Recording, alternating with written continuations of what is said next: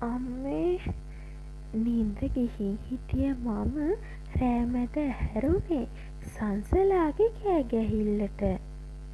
සන්සලා ඇයි? සන්සලාගේ අටඇඳේ ඉන්න කවි සන්සලාට කතා කරා. ඒ කියන්නේ සන්සලාගේ සද්දෙට කවිටත් ඇහැරිලා. මගේ උඩ ඇඳෙත් එහෙට මෙහෙට පෙරලෙනව ඇහෙනවා. ඒ කියන්නේ යශෝත් ඇහැරිලා. නෑ මුකුත් නෑ මං හීනයක් දැක්කා. අවුලක් නෑ නේද? නෑ සාවි හරි කිව් සන්සලා අනිත් පැත්ත හැරිලා නිදාගන්න ගත්තා. අපේ තට්ටු ඇඳවල් දෙක එක සමාන්තරව කාමරේ බිත්ති දෙකට හේත්තු වෙලා තියෙන්නේ. අපේ ඇඳේ උඩ යශෝ යට ඇඳේ මම. අනිත් ඇඳේ උඩ සන්සලා යට කවි. ඒ නිසා මගේ ඇඳ උඩ ඉන්න යශෝව මට හරියට නොපෙනුනාට අනිත් ඇඳේ ඉන්න දෙන්නම මේ පැත්තේ පහළ ඇඳේ ඉන්න මට පේනවා. සන්සලත් ආයෙම නිදාගත්ත නිසා අපිත් ඉඳපු විදියටම නිදාගන්න සූදානම් වුණා. ඒත් හරියටම ඇහැ පියවෙන්න හදද්දිම අනේ එපා සන්සලා ආයෙම පාරක් කෑ ගැහුවා. සන්සලා මොකද බං කියලා මම අහද්දි ෆෝන් එකේ ටෝච් එකත් ගහගත්ත කවි ඇඳෙන් නැගිටලා එයාගේ උඩ ඇඳේ ඉන්න සන්සලා දිහා බැලුවා. මොකද ඒ වෙද්දි අපේ කාමරේ ලයිට් දෙකම නිවලා. ඒ වුණාට කොරිඩෝ එකේ ලයිට් වල එළිය කාමරේට ටිකක් වැටෙනවා. කලින් හීනෙම ආයෙම දැක්කා. කිව් සන්සලා කවිගෙන් වතුර බෝතලෙත් ඉල්ලගෙන ටිකක් බීලා ආයෙම නිදාගත්තා. අපිත් ආයෙම නිදාගන්න කියලා හිතුවත් මට නම් නින්ද ආවේ නෑ. මම හිතන්නේ අනිත් දෙන්නටත් එහෙම තමයි. බව් බව් බව් ඌ තව ටික වෙලාවක් යද්දි ඈත ඉඳන් බල්ලෝ පුරාගෙන එන සද්දයක් ඇහෙන්න ගත්තා. ඕ මම යක්ෂණියක් තමයි කියා සද්දෙන් කෑගැසූ සන්සලා ඒ සමගම අත ඉස්සරහට දාලා තව කෙනෙක්ව පහුරු ගාන විදියට ඇඟිලි හැසිරෙව්වා. ඒක ඇහුන වගේම දැක්ක මමයි යශෝයි ඉද්ද ගැහුව වගේ නැගිටලා සංසි දිහා හොඳට බැලුවා. කවිත් උන දේ හිතාගන්න බැරුව අපේ දිහා බලන් ඉන්නවා. ඊට පස්සේ විනාඩියක් වගේ යනකම් කාමරේ ඇතුලේ තිබුණේ නිශ්ශබ්දයක් විතරයි. සංසි ඔයයි කෑ ගැහුවේ? යශෝ බයෙන් වගේ සන්සලාගෙන් ඇහුවේ. මටත් වඩා සන්සලා කරපු දේ හොඳටම දැක්කේ එයා නිසා. ඒත් සන්සලා සද්දයක් නෑ. පස්සේ කවි මමයි ඇඳෙන් බැස්සා. අපි බහිනව දැකපු යශෝත් ඇඳෙන් බැස්සා. තුන්දෙනාම එකතු වෙලා අත් අල්ලන් ගිහින් ලයිට් එක දැම්මා. දාලා ආයෙම සන්සලාගේ ඇඳ ළඟට ආවෙත් අත් අල්ලගෙනමයි. සන්සලා තුන්දෙනාම එකට කිව්වා ඔයාට මොකක් හරි ප්‍රශ්නයක්ද? පිස්සුදානේ නිදාගන්න. ඇහැ ටිකකට කලින් කෑ ගහපු එකේ දැන් මේ මොනවද කියන්නේ? අපි තුන්දෙනාගේම මූණ බලාගත්තේ පුදුමයෙන්. මේ ලයිට් එකත් නිවන්නකෝ, එළියට නින්ද යන්නේ නෑ. අපේ නින්ද නැති කරපු මේකි දැන් හැසිරෙන හැටි. මම ටිකක් ඉස්සරහට ගිහින් බයෙන් සන්සලාගේ නල්ලට අත තියලා බැලුවේ උණ අරගෙනවත්ද කියලා. එතකොටත් කිසිම හැලහොල්මනක් නැතිව සංසි සද්ද නැතුව හිටියා. අනිත් තුන් දෙන්න මගේ ඇඟේ එල්ලිලා බයටම. නෑ, එහෙම උනකුත් නෑ හැබැයි. ආයෙම තුන්දෙනා එක්කම ගිහින් ලයිට් එක නිවලා අපි ඇඳවල් වලට ගිහින් ගුලි වෙලා සන්සලාගේ ඇඳ දිහා බලාගෙන හිටියා. ටීක් ඒ තියෙන තත්ත්වය අනුව ආව මැසේජ් එක බලන්න මං උනන්දුවක් කරේ නැතත් ඉස්සරහ ඇඳේ ඉඳගෙන කවි අතින් පයි මොනවද කියනවා. මැසේජ් එක ඉවලා තියෙන්නේ ඒකි වගේ. හොල්මන් මන්දිරය. යකෝ මේකේ ඒ ටිකට අලුත් ගෲප් එකක් හදලා. අනිත් ගෲප් එකේ සංසලත් ඉන්න නිසා මේක හදන්න ඇති. අනේ සාවි, මම ඔයාගේ ඇඳට එන්නද? මට මුකුත් පේන්නේ නැති නිසා ටිකක් බයයි වගේ. කවි මැසේජ් එකක් දාලා. එන්න. ඒ රිප්ලයි එක ලැබුණු විගසම පෙරවන රෙද්දත් ගොලි කරගත්ත කවි අඩි සද්දයක්වත් ඇහෙන්නේ නැති වෙන්න හිමින් අඩි තිය මගේ ඇඳට ආවා. යශෝ, ඔයාට අවුලක් නැද්ද? යශෝ කලින් දාපු මැසේජ් එක බලලා නැති නිසා කවි යශෝ මෙන්ෂන් කරලා ආයෙම මැසේජ් එකක් දැම්මා.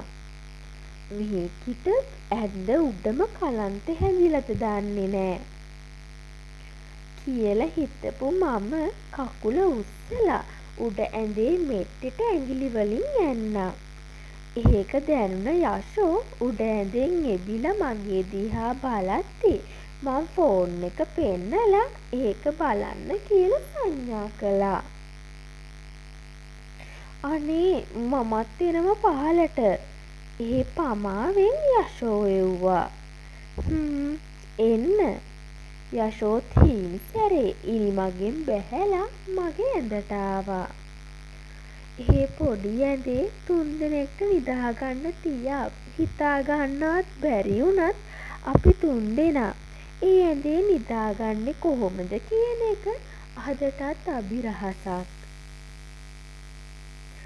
ඇත්තටම අපි නිදාගත්තේ නෑ. එළි වෙනකන් සංසිගේ ඇඳ දිහා බලාගෙන හිටියා කිව්වොත් හරි. මොකද මේ ඒ කෑන්දේ තුන්දෙනෙක් බදාගෙන රෑම නිදි වර්ජිතව හිටිය අපි තුන්දෙනා නින්ද යාගෙන ආපු වෙලාවෙම ඇහුණු සද්දෙත් එක්ක ඇහැරුණා. ඇඳ ළඟ ඉනට අත් දෙකක් තියාගෙන ඉන්න සංසලා දැක්කම අපි තුන්දෙනා ටිකක් පස්සට වෙලා ඇඳෙන් වාඩි වුණා. නීත් සංසලා, ඔයාට ඊයේ රෑ වුණ දේවල් මතක නැද්ද? මොකක්ද? අර ටිකක් කෑ ගහපු එකද?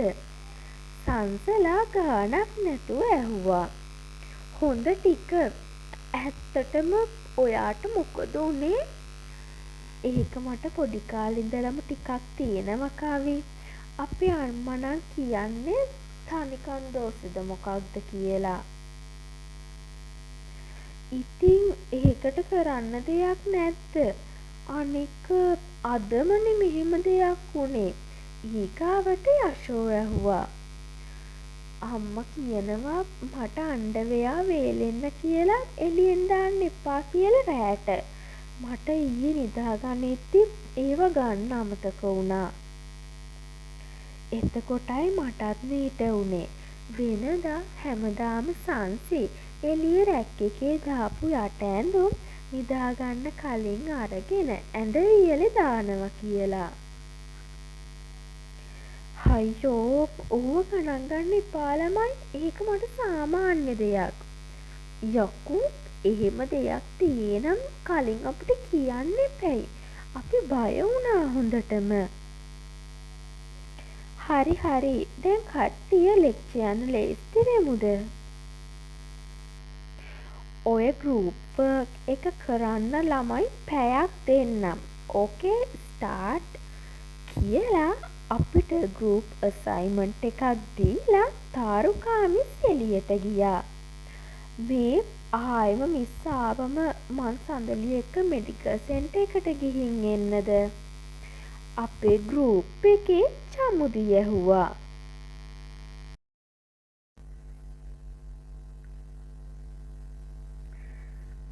ඇයි චමුති සඳලිට වෛරස් එක බෝ වෙලාද? නැහැ අනේ ඊයේ රෑ මොකකටද බය වෙලා? මොකටද බය වෙලා තියෙන්නේ? අපිත් ඇස් උඩ තියාගෙන ඇහුවා. සඳලි මෙහෙ එන්නකො ටිකක්. ඇත්තටම ඊයේ මොකද උනේ?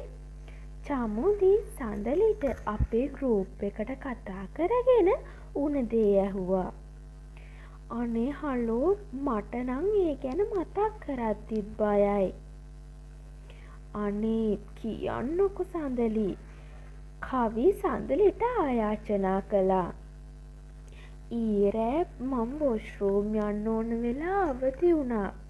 ඉතින් මම නිදිමත විකාරෙම වොෂ්රූම් එක ඇතුළට ගිහින් ටොයිලට් එකට ගියා. එතකොටම කවුද මහ හයියෙන් බෙරිහන් දුන්නනේ. ඉතින් දැන් අපි කටවැල් ඇරගෙන අහගෙන ඉන්නවා. මට ටිකක් බය හිතුණා. ඒ නිසා ඉක්මනටම ආපු වැඩේ කරගෙන ටොයිලට් එකේ දොරත් ඇරන් එළියේ සින්ක් එක ළඟට ගිහින් මූණ වතුර ටිකක් ගාගත්තා. මම නිදිමතේ ඉන්න නිසා වෙන්නේ නැති කියලා. එපාර මෙන්න එක පාරටම බල්ලෝ උඩුබුරලන් එන සද්දයක් ඇහුණා. ඒක දුර ඉඳගෙන හොස්ටල් එක ළඟටම ආවා. ඒ නිසාම මම දඩබඩ ගාලා වොෂ්රූම් එකේ දොර ඇරගෙන එළියට එන්න හදද්දිම "ඔව් මම යක්ෂණියක් තමයි" කියලා කවුද කෑ ගැහුවා. මම දුවගෙන ආව දුවන් ඒමක් බයටම අපේ රූම් එකේ දොර වැහුවෙත් නෑ. ආපු ගමන්ම ඇඳට පැන්නා. ඔයාට අපිට හරි කියන්න තිබුණනේ චමුදි සඳලිට කිව්වා. අනේ අම්බෝ මොනවා කියන්නද කරන්නද කියලා හිතාගන්න බැරිව හිටියේ මම. මට එළි වෙනකන් නින්ද ගියෙත් නෑ. ඒක නං ඇත්ත වෙන්නේ නැති. ඒ ළමයාගේ ඇස් දෙකත් ගිහිල්ලා වගේ. මේ වුණ සිදුවීම මොකක්ද කියලා අපි දන්නවා වුණත් සංසලායේ කතාව කියනවට අකමැති වෙයි කියලා හිතලා අපි තුන්දෙනා සද්ද නැතුව හිටියා. ඒත් සඳලි පව්. සඳලි ඒ මම හීනෙන් බය වෙලා කෑ ගැහුවේ.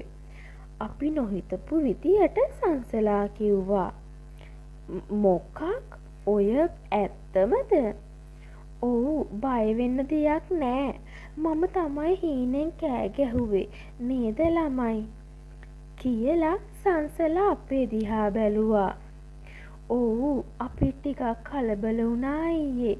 හිතේ බයක් තියාගන්න එපා. මේ අපේ සංසලා නරක හීනයක් දැකලා. ළමයි අද ලෙක්චර් වෙලා නතර වෙන්න. ඒ මොකටද? හෙට අපිට කැටයක් යන්න තියෙනවලු. "හෑ කොහෙද?" "කොහෙද කියලා නම් දන්නේ නෑ. ඒ ගැන මොනවා හරි කියන්න තමයි ඉන්න කියලා තියෙන්නේ." "එහෙමත් එකක්ද?" "හ්ම්." ඉතින් අපි ඩිපාර්ට්මන්ට් එකේ ළමයි එළියට ඇවිත් සම හට්වල නතර වෙලා හිටියේ අනිත් ඩිපාර්ට්මන්ට් වල ළමයි එනකං. උඹලගේ අනිත් එවුනුත් කතා කරගෙන වරෙල්ලා කියලා අයිය කෙනෙක් කරපු විධානෙට අපි හැමෝම ළඟට ගියා. කැටේ යන්න කලින් කැටයක් අලව ගන්න විදිය ගැන තමයි උඹලට මේ කියලා දෙන්න හදන්නේ. මුලින්ම පාප්ප එක මෙන්න මේ විදියට දියාරුවට හදාගන්න ඕන. තේරුණාද? ඔව් අයියේ. මේ ඔය පිටිපස්සින කොට ඩයල් දෙක ඉස්සරහට වරෙන් බොරුවට ඉස්සි බලන්නේ. පිටිම පස්සට වෙලා හිටිය ළමයි දෙන්නෙක්ව ඒ අතරේ ඉස්සරහට ගත්තා. හා දැන් එක කැටයක් ගානේ අරගනින්. ඊළඟට අපි ගිහින් අතට ගත්තේ කොළ අලවපු නැති කැටයක්. කැටයක් කිව්වට ඒක නිකන් අර ඉස්පිරිතාලවල බෙහෙත් දාන ප්ලාස්ටික් බෝතලයක් වගේ. දැන් ඔය කොලේ ගානෙත් ගනින්. ඉතින් අපි ඒ කොලයකුත් ගත්තා. දැන් මෙන්න මේ විදියට කොලේ පෙඟෙන තරමටම වගේ දියාරු පාප්ප පොඟවලා කැටේ වටේටම අලවන්න ඕනේ.